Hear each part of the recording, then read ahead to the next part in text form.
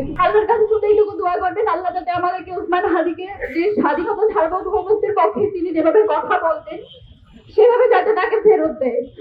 আর আপনাদের সবার উদ্দেশ্যে বলি, এখানে সবার রাজনৈতিক দল মত সবাই উপস্থিত আছেন। আপনারা গত 1 বছর ধরে আওয়ামী লীগ পালিয়ে যাওয়ার পরেও আপনারা যে কাজটা করতে পারেন নাই, আপনারা কালচারাল ফেস্টিভ্যালকে অ্যাড্রেস করতে পারেন নাই। বাংলাদেশে একটা মানুষ, শুধুমাত্র একটা মানুষ পেরেছিল এবং আজকে সেটার প্রতিদান তাকে এইভাবে দিতে হচ্ছে।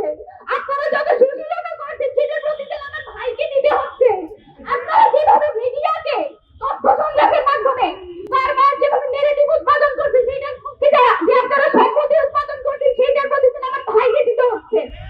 আমরা কিচ্ছু বলে রাখছি না, আমরা জানি মিডিয়াতে কে কে উল্লাস করেছে। গত 2 দিন আমাদের চোখে শুধু একটু দেখতেছেন, আমাদের বুকের ভিতর যে তার হচ্ছে এটা আপনারা এখনো দেখেন নাই।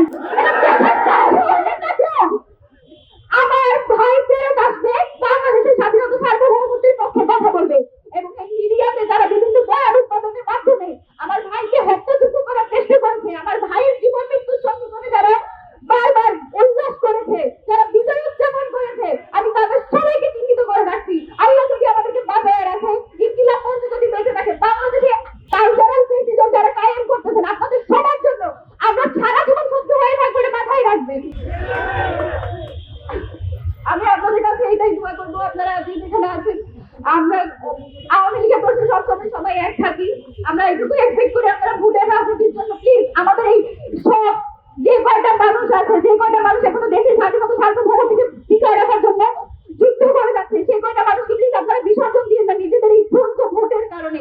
বাংলাদেশের স্বার্থ আপনাদের এই ভোটের চেয়ে অনেক বেশি, আপনাদের নিজস্ব যে ব্যবসা বাণিজ্য সেসবের চেয়ে অনেক বেশি বাংলাদেশের স্বাধীনতা সার্বভৌমত্বের যে দাম সেটা প্লিজ আপনারা বিসর্জন দিবেন না, সেটা বিক্রি করে দিবেন না। বাংলাদেশের প্রশ্নে, স্বাধীনতা সার্বভৌমত্বের প্রশ্নে ওসমান হাদি যেভাবে ভোকাল ছিল, আপনারা তার আমি বিশ্বাস করি আমার ভাই ফেরত আসবে। আমার ভাই যতদিন আসবে না ততদিন পর্যন্ত আমরা রাজপথ ছাড়বো না। এবং আমাদের জাবের ভাই যেটা বলে গেলেন, ওসমান হাদি যতদিন সুস্থ হবে না এই ঢাকা হাটের আসনে আসার কারণে এবং এই তার যে বয়ানগুলো ছিল, তার যে কথাগুলো ছিল সেগুলোর কারণে আজকে তার এই অবস্থা।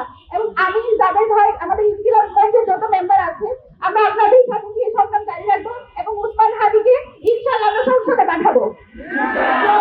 আপনাদের সবার দোয়া চাই, আপনারা সবাই আমার ভাইয়ের জন্য দোয়া করবেন, আল্লাহ যাতে তাকে সুস্থ অবস্থায় ঠিক আগের মতো যেভাবে বজ্রকণ্ঠে সে স্লোগান দিত, যেভাবে বলিষ্ঠ কণ্ঠে সে বক্তৃতা দিত, সেভাবে যাতে আমরা তাকে ফেরত পাই।